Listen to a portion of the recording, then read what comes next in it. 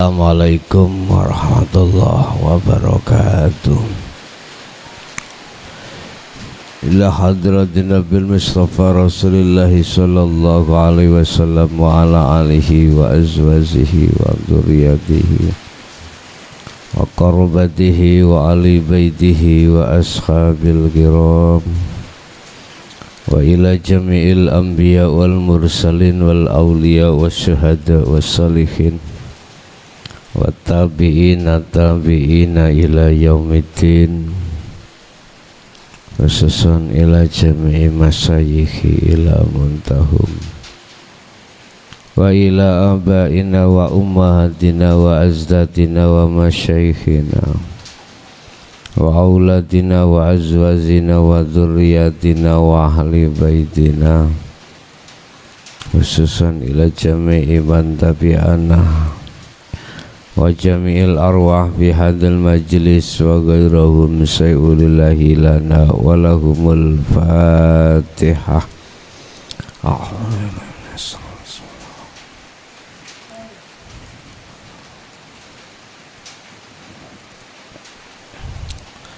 Bismillahirrahmanirrahim. Bismillahi tawakkaltu 'alallah.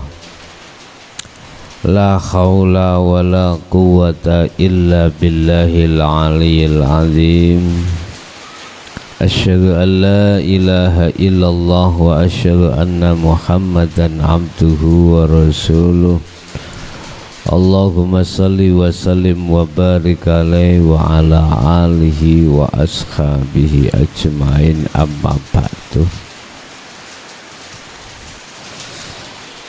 Hadirin Bapak Ibu jamaah rahimakumullah, sebelum kita akan membahas hadis yang ke-9, masalah kerjakanlah perintah yang menurut kamu mampu, biqadril imkan, kerjakanlah perintah Allah yang menurut kamu mampu. Tapi sebelumnya mohon maaf, kami baru bangun, jadi telat nih, ngapunten Kang Kuwada sangat. Bismillahirrahmanirrahim. An Abi Hurairah Abdurrahman. Hadis dari Abi Hurairah Abdurrahman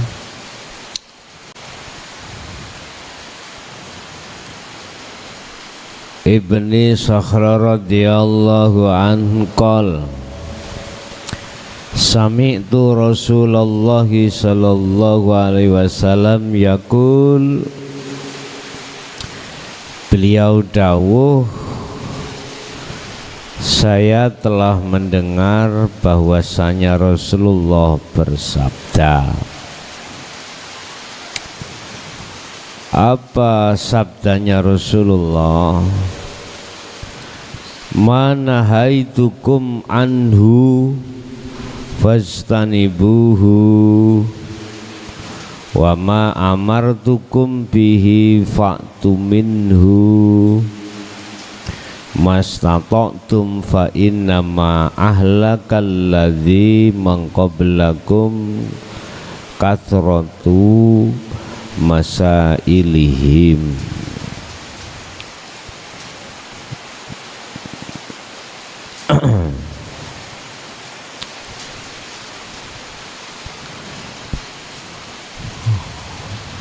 Wa ikhtilafuhum ala adbiyaihim ala anbiyaihim, rawahu Bukhari wa Muslim.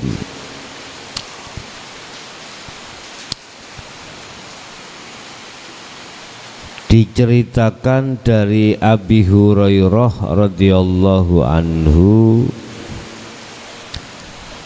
berkata bahwasanya Rasulullah sampun bersabda. Apa sabda beliau? Apa yang aku larang hendaklah kalian menghindarinya, dan apa yang aku perintahkan maka hendaklah kalian laksanakan semampu kalian. Sesungguhnya kehancuran orang-orang sebelum kalian adalah karena banyaknya pertanyaan mereka yang tidak berguna dan penentangan mereka terhadap nabi-nabi mereka.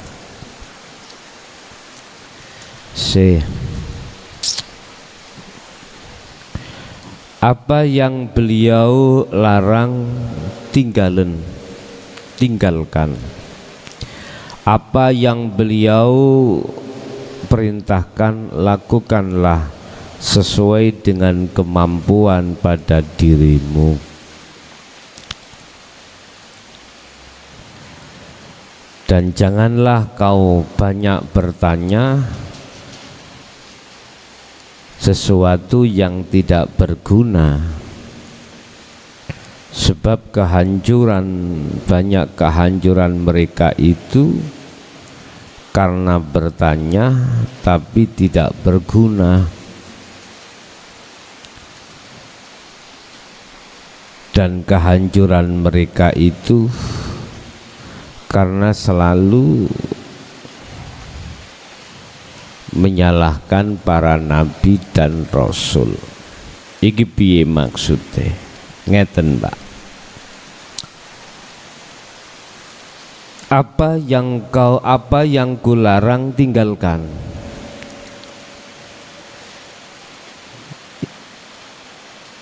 Ini urusan-urusan yang terkait masalah at-tauhid, urusan yang diharamkan, yang dilarang, yang ada kaitannya ruhaniyahmu itu melakukan sesuatu yang menjadikan syirik pada Allah. Apa itu? Perbuatan-perbuatan yang duduk di takholli. Ini yang dimaksud manahaitukum. Apa yang kularang kau harus tinggalkan itu. Contoh perbuatan yang duduk di takholli.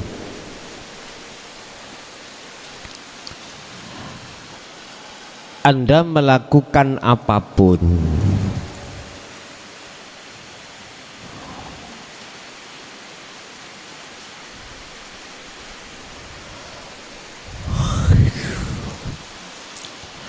tetapi ruhaniyahmu itu bersandar, beriman atas semua apa yang dilakukan itu terhadap makhluk. Hujan, apapun itu, ngaji, hatimu bersandar, beriman terhadap si makhluknya. Ini yang Rasulullah larang.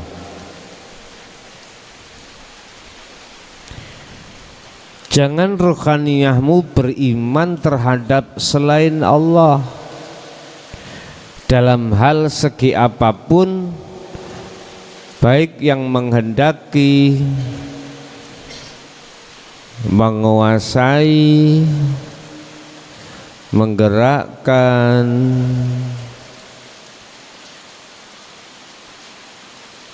dan apapun juga. Mana haitukum, kata Rasul, apa yang kularang jangan kau lakukan.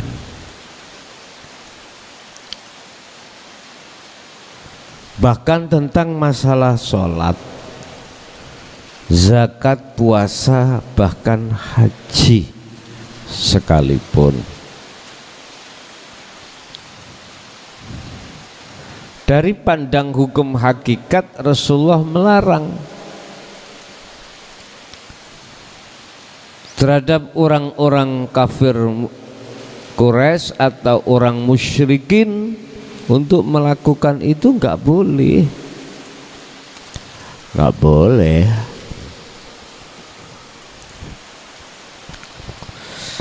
Karena itu tempatnya orang-orang yang innahumul mukhlasin, tempatnya orang-orang yang hatinya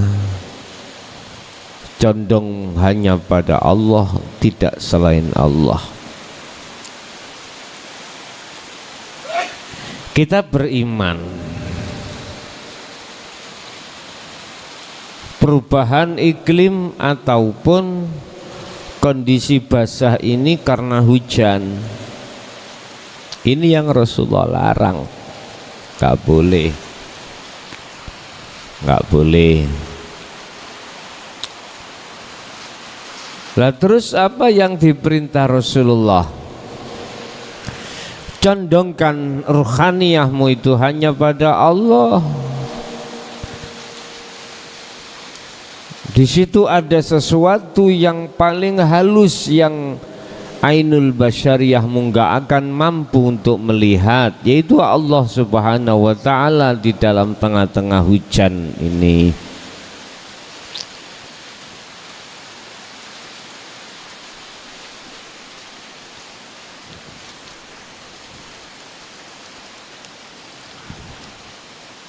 Walillahil masyriq wal maghrib fa'inama tuwallu fasamma wajhullah.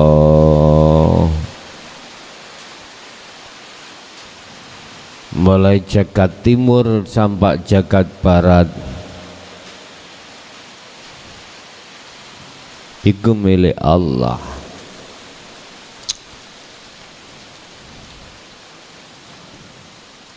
Kalimah walillah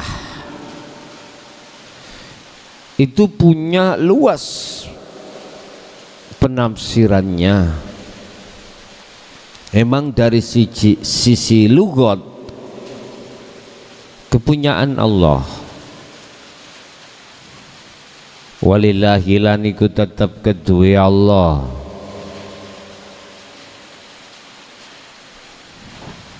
Apa al-maliku,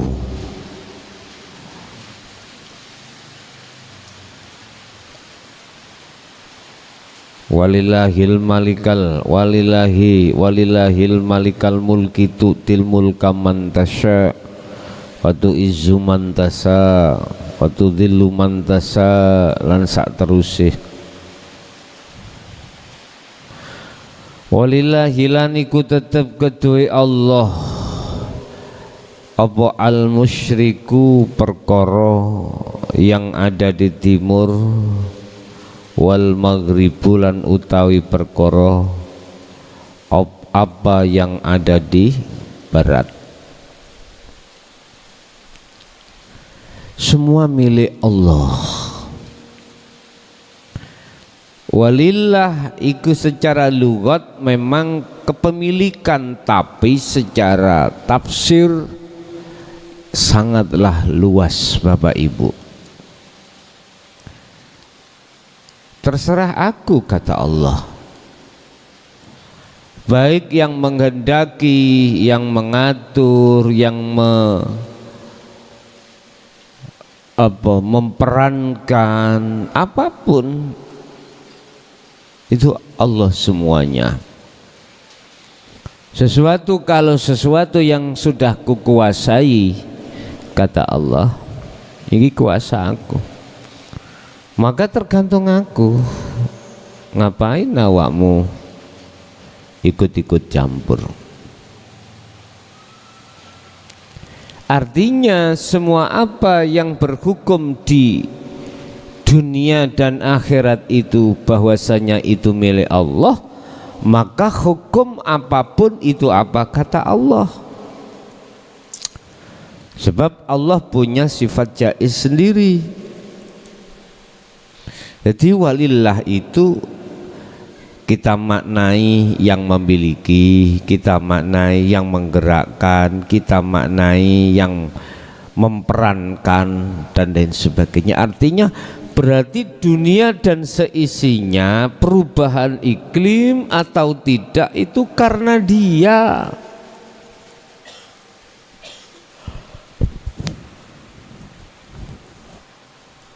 Karena dia. Terkadang kita terjebak di dalam perbuatan syirik yang dihembuskan oleh nafsu, yang nafsu minal jinnati wan nas, ruhaniah dipaksa untuk beriman.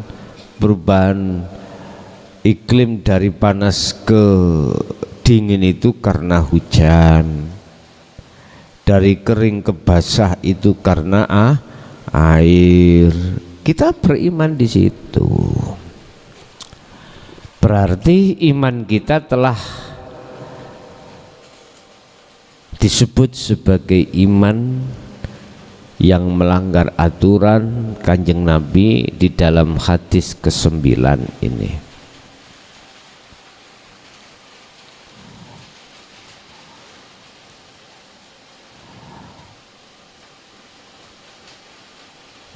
Apa yang kularang tinggal ini, Pak. Maksudnya perbuatan apapun manakala ruhaniyahmu itu jatuhnya pada iman selain Allah, jangan kau lakukan.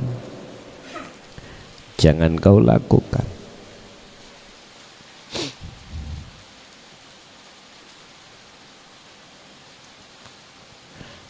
Lalu selanjutnya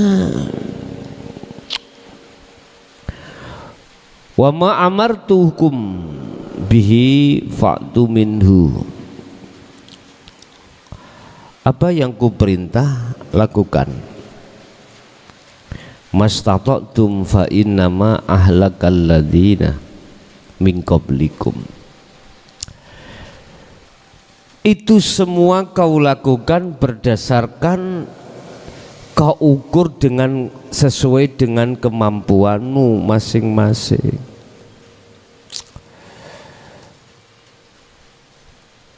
Kau zuhud mampunya 10 menit, ya 10 menit, silakan.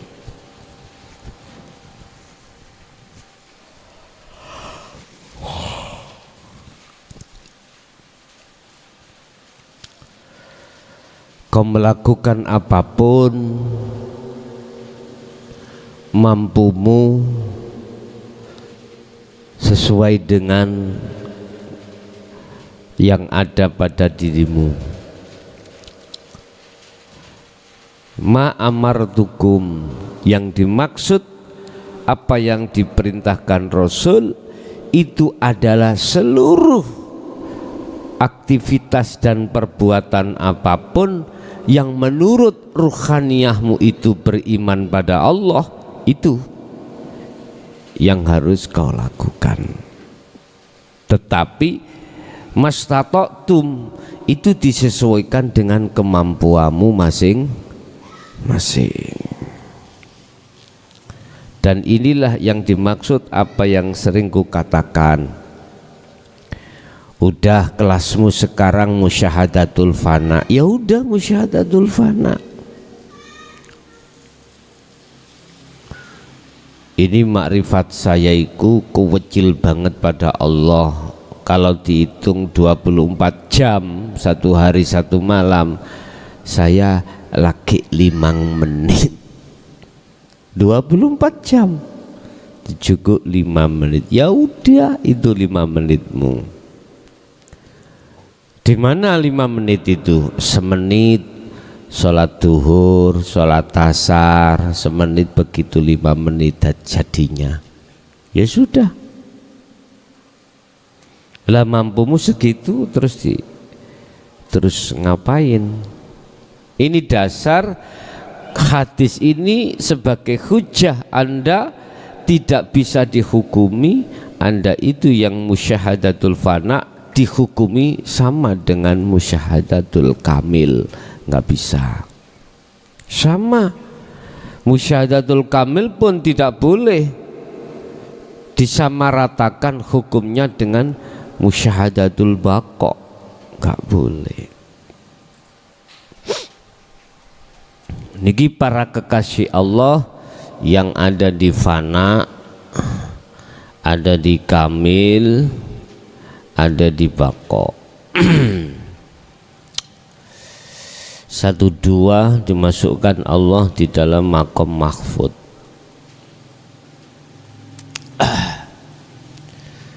Yang satu dimasukkan Allah di maqam maksum. Nggak sama. Sing penting bagaimana ruhaniyahmu tetap berpegang teguh, ngestoake atau menjalankan, memperhatikan apa perintah Rasul. Sebab perintah Rasul hakikatnya adalah perintah Allah. Ani'budullaha wajtanibut tauhid. Arah condongkanlah ruhaniyahmu. Ani'budullaha ay millata Ibrahim hanifa. Condongkanlah ruhaniyahmu itu terhadap Sang Yang Tunggal, terhadap Sang Yang hidup.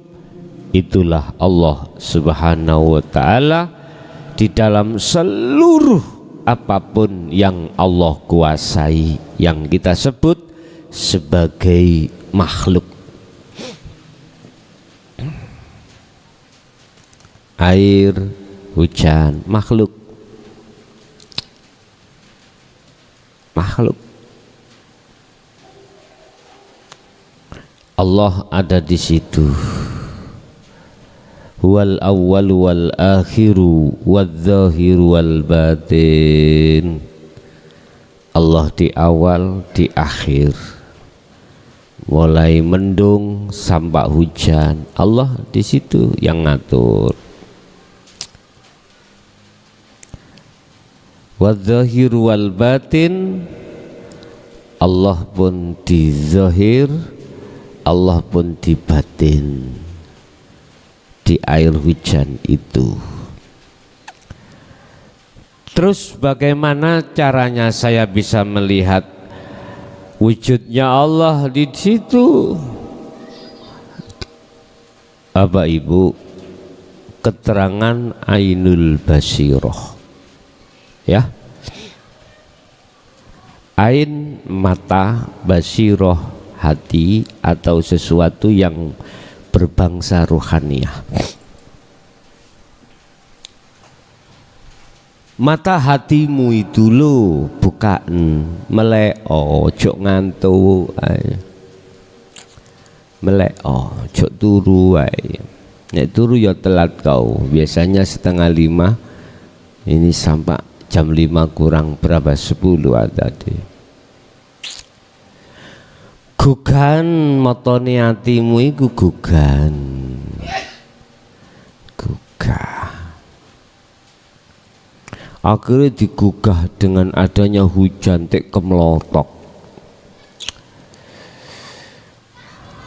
Loro digugah ambek Gusti Allah lewat si kecil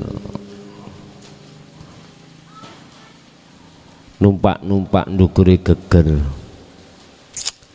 Lah digugah.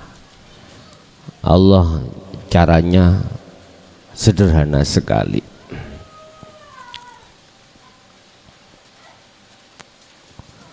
Digugah, ruhaniyah itu digugah. le tangi le langi tangi. Terus gugahnya ruhaniyah dengan apa Bapak Ibu?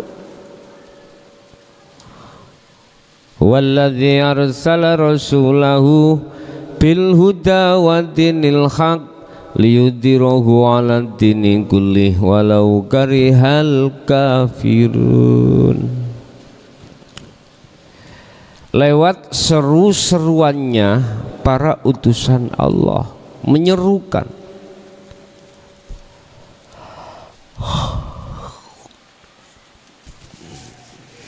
diseru. Rasulullah bertablek membawa dinul haq, dinul tauhid di tengah-tengah kita yang ruhaniyah ini matanya buta. Bangun, ini cara kamu untuk bangun. Tapior banyu isi tumpak isi kecil di punggung, ditumpaki di kepala, ya udah bangunlah akhirnya. Dengan ilmu amal istiqomah, dengan ilmu ajaran dinul haq itu disampaikan oleh utusan Allah, dengan iman kau menerima, lalu kau amalkan. Lalu apa yang terjadi? Ketika kau menerima dengan imanmu, faham, sadar sesungguhnya yang menguasai di dalam dan di luar hujan, air hujan adalah Allah Subhanahu wa ta'ala. Sadar. Ini masih dalam bentuk kefahaman. Disitulah awal Allah memunculkan syu'aul basyirah, pancaran keimanan di dalam hatimu terkait masalah siapa man huwa al-muluk, siapa yang menguasai dalam hujan ini. Imanmu jawab Allah, itulah alladzi asra, hidup yang ada pada diri. Udah faham, ainul su'aul basyirah muncul. Lalu lanjutkan, wa'mal amalan sholihan, lanjutkan dengan bentuk khalwat atau uzlah atau amal-amal yang bagus.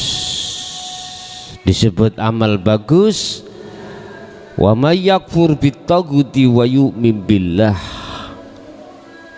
barang siapa yang meninggalkan iman selain Allah, yaitu hujan tadi yang menjadikan basah, iman hujan air itu dilepas, maka wa yu'min billah, Anda akan bertemu iman yang sebenarnya, yaitu Allah Subhanahu wa ta'ala.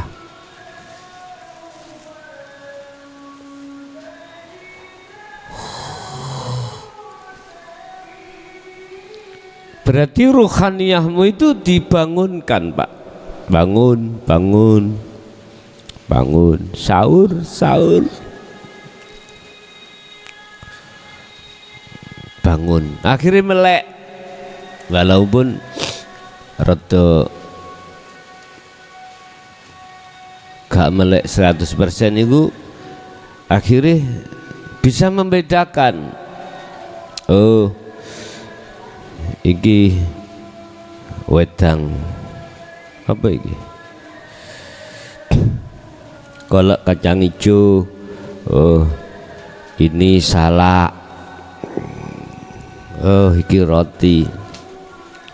Walaupun belum 100% normal, iman iku nek wis bangun iso mbedakake al-haq wal batil, mana yang hak dan mana yang batil. Bisa. Tapi sempoyongan, masih sempoyongan belum 100%. Lah sagete 100% ya apa? Kok diombeni, dikei makan, didusi, akhirnya 100%. Nek zaman cilikan kula dhisik ngaji syariat, subuh digugah Mbah Yai, tangi salat subuh. Ngantuknya Pak luar biasa, tangi. Kata Mbah Yai, pelupuk mata iki di gayun-yunan iblis. Iblis ada kene bandulan. Gimana caranya mata itu gak melek gitu? Katanya sih gitu. Mbo setan iku sak bleduk-bleduk apa ya apa. Wis. Mau kejedeng ya rasa-rasa. Iku jarene mohon maaf. Diururu setan jarene, diururu setan. Biyen zaman cilikan kula nek ngaji nang Mbah Yai ngoten. Ilmu syariat. Lalu kalau sudah kena air digoyang, Mbah Yai ku wis iki nek gak digoyang banyu wis masih tetap seperti itu.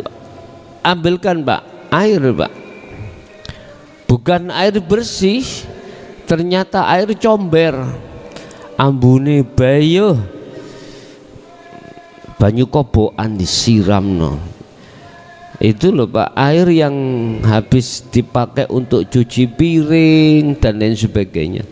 Kan ya pedes ya, dan jadi kena mata langsung pedih, langsung bangun.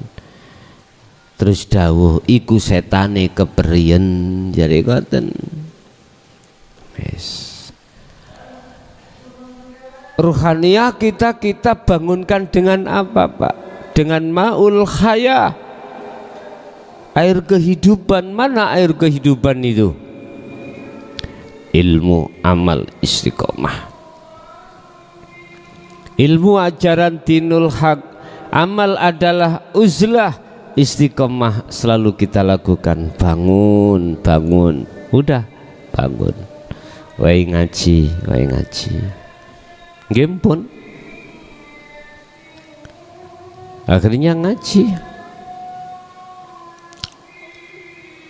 Bapak Ibu hadirin, kembali kepada ma'amir tukum. Apa yang diperintah Rasul itu? Seluruh apapun, tumindak apapun dalam diri jenengan yang rohaniyah itu duduknya di tajali, itulah yang rohaniyah condongnya hanya pada Allah, itulah ma'amartukum. Apa yang dikatakan Rasul itu secara hakikat. Kalau secara syariat, lihat keterangan di hukum syariat mana yang diperintahkan Rasul.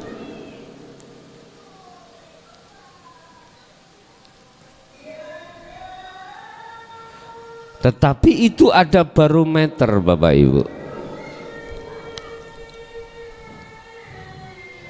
Apa barometernya itu? Rasulullah mengatakan, istata'tum, apa yang menurut kamu mampu. Mampumu makrifat pada Allah di dalam sholat 5 waktu. 1 waktu itu 5 menit, yes itu 5 menit. Jangan kakean pola. Artinya kakean pola, jenengan itu maksa pada Allah. Jangan. Karena nanti Allah sendiri akan meletakkan dan menambahi kemakrifatan jangka waktu yang tadinya 5 menit ditambah entah 30 lipat atau gimana.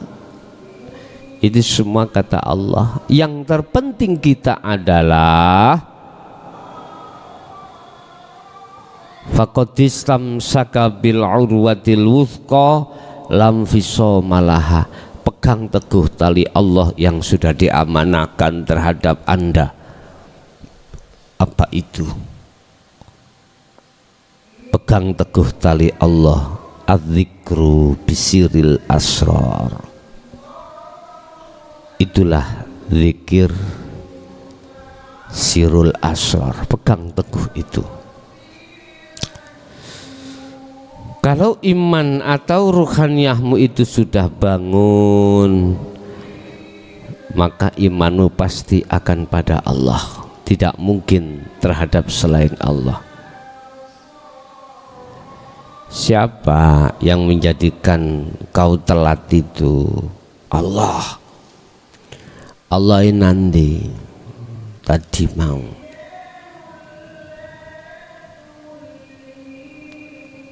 Terus siapa yang menjadikan kau gelisah tadi? Allah. Mana Allah ya? Siapa yang menjadikan basah dirimu? Allah. Mana Allahnya? Nah, ini persoalan-persoalan tiap hari, tiap saat yang dihadapkan Allah, dan ini pertanyaan yang dijawab-jawab sendiri. Itu bila mana hati sudah berjalan zikir sirul asrornya, itu selalu ada tanya jawab dalam dirimu. Ketemu apa? Tanya jawab di situ. Tanya-tanya dewe, tanya-tanya sendiri, dijawab-jawab sendiri.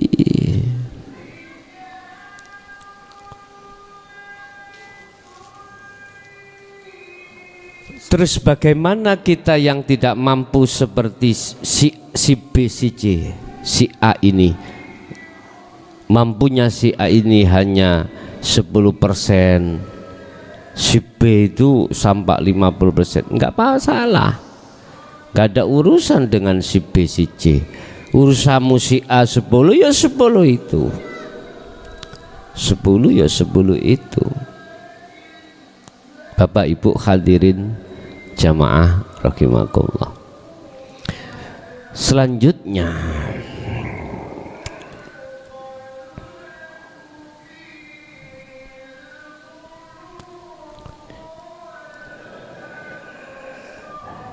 sesungguhnya kehancuran orang-orang sebelum kalian adalah karena banyaknya pertanyaan mereka yang tidak berguna. Artinya apa?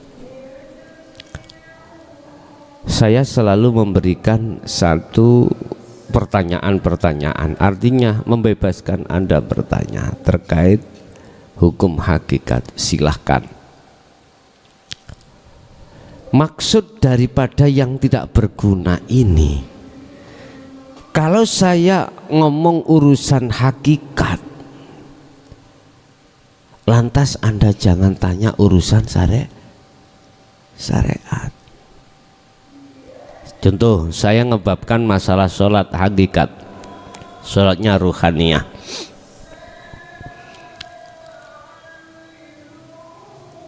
Innamal al-a'malu suwarun qaimatun wa arwahuha wujudu sirri ikhlas fiha. Saya katakan, laku sholat secara syariat tanpa kau sertai laku sholat secara hakikat, maka batal sholatmu. Laksana seperti patung yang tidak bermanfaat sama sekali, seperti di Trawulan itu patung jejer-jejer, Kita jak bicara ya nggak bisa, kita minta uang nggak bisa, kita minta makan juga nggak bisa. Laksana seperti itu. Udah. Akhirnya tanya jenengan, umpama sholat, cara wudhu yang benar bagaimana? Apakah dengan ma'u tahirun mutahhir, atau ma'ul musta'mal, atau umutan najis au najis? Lah iki pitakone iku adoh. Kita membahas sholat hakikat kok yo takoni sholat secara syariat. Ingat hadis ini tadi. Mengapa mereka hancur? Disebabkan karena bertanya yang tidak berguna. Bahkan mereka pertanyaannya ujung-ujungnya adalah diskriminasi. Ujung-ujungnya diskriminasi. Apa di situ? Dan penentangan mereka terhadap para nabi dan rasul. Apa? Otomatis hukum syariat yang kau pegang teguh kau tabrakkan dengan hukum hakikat. Kita membahas masalah sholat hakikat, kau debatnya sholat syariat. Gak ketemu. Kehancuran akan terjadi bagi beliau-beliau itu karena mereka banyak bertanya tadi tidak bermanfaat, dan pertanyaan itu sifatnya diskriminasi karena nggak terima. Akhirnya inilah hukum syariat dibenturkan dengan hukum hakikat. Hukum hakikat membahas tentang sholat, hakikat sholatnya ruh. Syariat bicara sholatnya jasmani.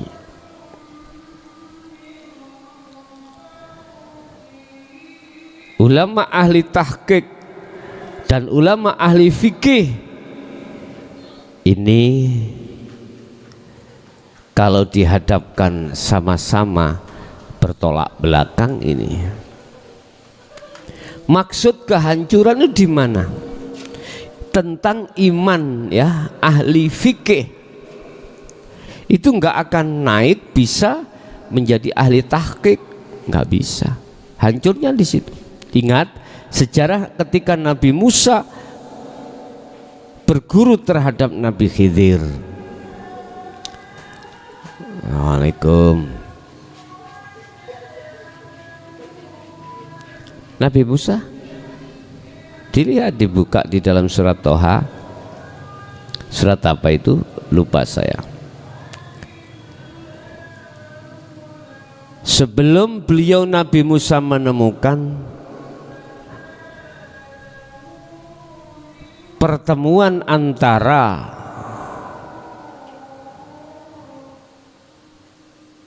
muara air satu dengan yang lain, dia tidak akan pernah berhenti dalam perjalanannya. Ternyata apa?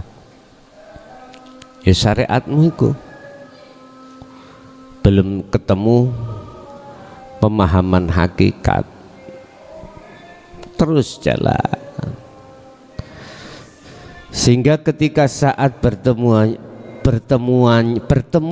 dua air, antara air tawar dengan air asin, disitulah tanda bertemunya Nabi Musa dengan Nabi Khidir. Bertemunya ruhaniyahmu menerima ajaran dinul haq, itulah kau hakikatnya sudah bertemu Nabi Khidir. Kau usah jauh-jauh kau temui Nabi Khidir di kali besar sana, kali gunting. Ya kono baju luntalan. Bukan itu. Diewangi apa diewangi ku? Diewangi gak turu bengi ngene lho. Ayo bahasa Indonesia nih sing fasih. Jadi kita diewangi tidak tidur malam. Satu-satu tujuannya dia ingin bertemu Nabi Khidir untuk mendapatkan ilmu laduni. Bukan iku bos, bukan itu. Dekati guru akhirat itu dekat tono. Rohaniyahmu ketika saat sudah bisa menerima konten-konten ajaran dinul haq yang kami sampaikan ini di channel yang resmi kami Ponpes Jaya Baru ini, berarti itulah awal tanda kau telah bertemu Nabi Khidir hakikatnya. Ya, sebab tidak sedikit orang ketika mendengarkan konten saya di setiap judul di YouTube itu berkomentar negatif. Ya, jangan kau ngaji di YouTube gurunya setan, bahaya. Apalagi ilmu tauhid itu bahaya. Gendeng kowe engko ora eneng gurune.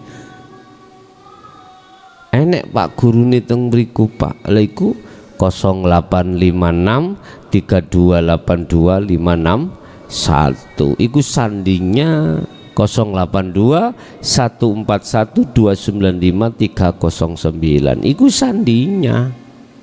Itu enggak terus sampean. Durung-durung belum sudah menghujat Allah. Bagaimana kau ketemu Nabi Khidir? Tak jamin sampai mati tidak bisa. Hatta zurtumul maqabir, kau itu sampai mati tidak akan pernah bisa bertemu. Bahkan setelah mati, wa mim ba'dihim, dan setelah matinya pun tidak akan bisa bertemu kau. Tak kasih tahu, tak nasihati kau. Udah, beliau Nabi Khidir sudah katakan, Musa, kau tidak akan pernah mau, tidak akan pernah mampu mengikuti aku. Ya Ustadi, saya tetap berupaya untuk kuat sabar mengikuti jenengan karena aku sudah berikrar ingin menjadi murid Anda. Betulkah? Akhir diuji. Apa yang terjadi? Ujian pertama, kedua, ketiga nggak lulus. Mengapa? Sebab karena Nabi Musa memegang teguh hukum syariatnya. Akhirnya tabrakan dengan hukum hakikat yang diajarkan oleh baginda Nabiullah Khidir. Apa yang terjadi? Perpisahan. Gak lulus. Sama, gak jauh berbeda dengan kita saat kita itu berguru terhadap Nabi Khidir seperti itu. Makanya sering kukatakan, kalau kau alim, cendel no alimu itu no. Di mana itu? Udah nanggone dipian di cendel no. Sing sugih rumangsa sugih diletakkan sugih. Rumangsa pinter rumangsa apik di cendel no dulu. Wis, kalau sudah kau ikut Nabi Khidir, semuanya letakkan terlebih dulu. Fokuskanlah ruhaniyahmu. Apa yang menjadi petunjuk dari Nabi Khidir itu hanya satu, ani'budullaha wastanibut taghut. Condongkanlah ruhaniyahmu. Ruhaniyahmu itu hanya pada Allah. Wastanibu, dan tinggalkanlah condongnya hatimu yang tadinya atau huta terhadap togut. Itulah kesenangan dunia. Oke Bapak Ibu, mohon maaf sekali lagi karena waktunya memang tadi tidak cukup. Ya udah, kita harus sabar. Saya ngantuk dan saya tertidur sampai lama. Tadi habis sholat asar. Biasanya 4:30 kita mulai, ini tadi hampir jam 5, sehingga tidak ada tanya jawab. Matur suwun atensinya semuanya, dari teman-teman yang ada di luar sana dan jamaah yang di majelis, semoga bermanfaat fitini wa dunya wal akhirah. Al-Fatihah. Kurang lebihnya mohon maaf. Akhirul kalam. Assalamualaikum warahmatullahi wabarakatuh.